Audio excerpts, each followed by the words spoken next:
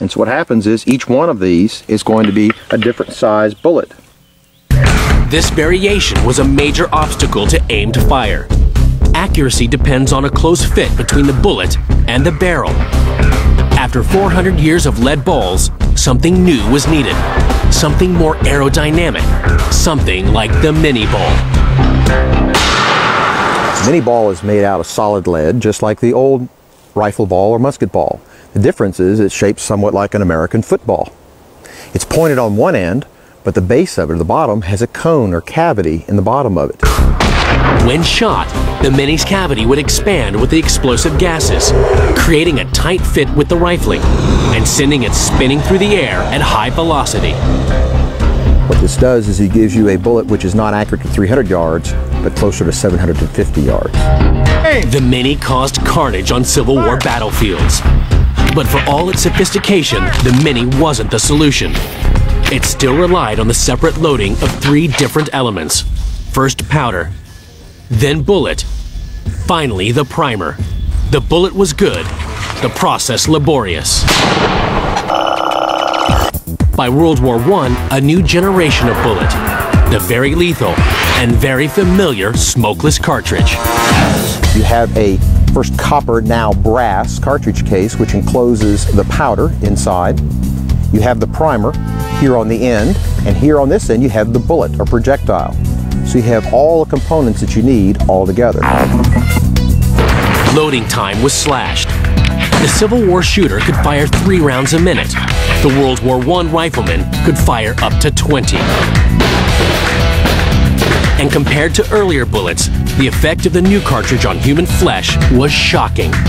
Its massive velocity creating horrific battlefield wounds. Got 3 blocks of modeling clay here downrange. We're going to shoot a replica of a Pennsylvania rifle, 54 caliber muzzleloader. We're going to shoot a Civil War era mini ball, and we're also going to shoot a 20th century smokeless cartridge rifle. First we'll try the Pennsylvania rifle. Next, an original 69 caliber rifle musket for the American Civil War.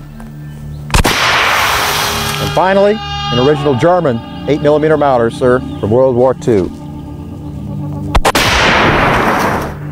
Let's go down and check our handiwork. Well, we see here the 3 blocks of modeling clay with 3 completely different effects. The first one here, you see the shove of the rifle ball. And has actually gone into the modeling clay block and is stopped. On the second one over here, from that 69 caliber rifle musket, what has happened is you have a fairly small entry hole here in the front.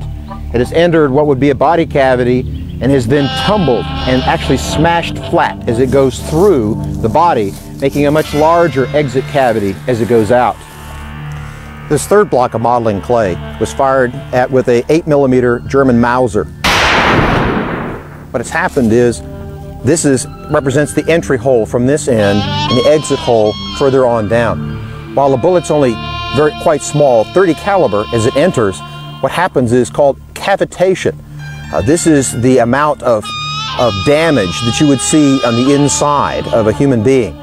3 completely different effects through the years. This evolution in bullets meant that by the 20th century, snipers knew if they hit their man, he was going down and wouldn't be getting back up.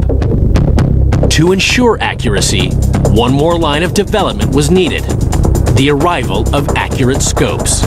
When you look through a scope and you're looking, you can see the individual's eyes shifting around. It becomes very personal.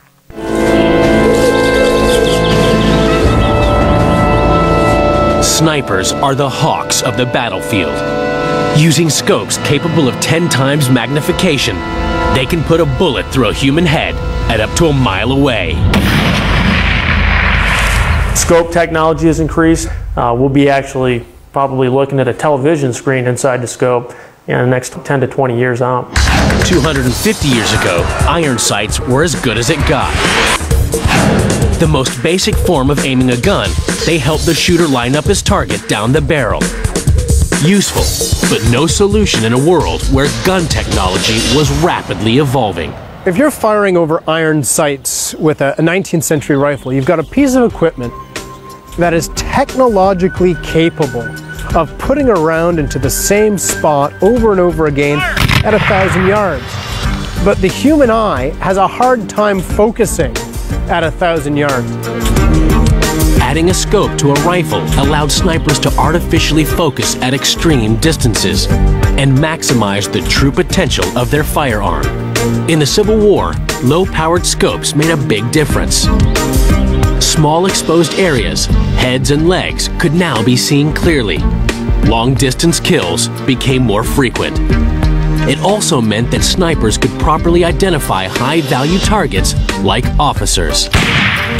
Badges of rank start to disappear from coats in the American Civil War. Even U.S. Grant is sometimes seen wearing a private soldier's coat with general's rank on it. Is this because he's a modest man? Possibly. I think he's more afraid of being taken down by a sniper. By World War I, scopes had made snipers the scourge of trench warfare. Demand was so high, the British faced a chronic shortage. In desperation, they panicked and went to the only supplier they knew, their German enemy. In an attempt to get hold of binoculars and telescopic sights, a secret deal was instigated with the Germans via Switzerland that they would supply the British with optical sights and we would supply them with rubber. In the end, the Germans nixed the deal. The prospect of their troops being slaughtered in return for rubber wouldn't bounce. Even so, the importance of scopes had been established.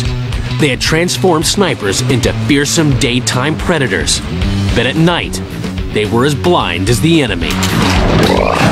A decade later, one of the pioneering inventors of television saw the light. Vladimir Zworykin was one of the key players in developing image intensifiers. Used in a starlight night scope, it took light from the moon and stars and amplified it by 60,000 times, turning night into day.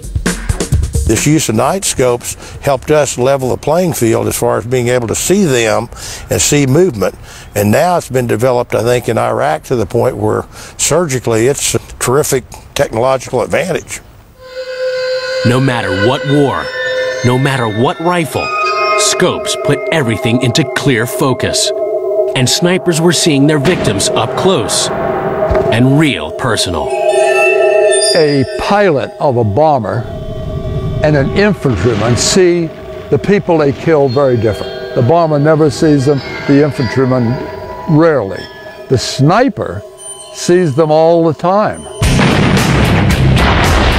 When Rocky Chandler went to Korea in 1952, he thought he might see nothing at all.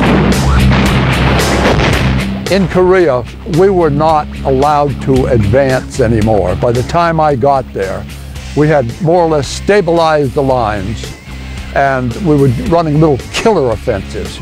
You'd go out and shoot a bunch of people, capture a bunch, and return to the lines you were on. But Rocky soon got his chance. I saw through my 2.5 power scope a figure in a different uniform, and I couldn't make him out. My first sergeant said, "My God, that's a Russian."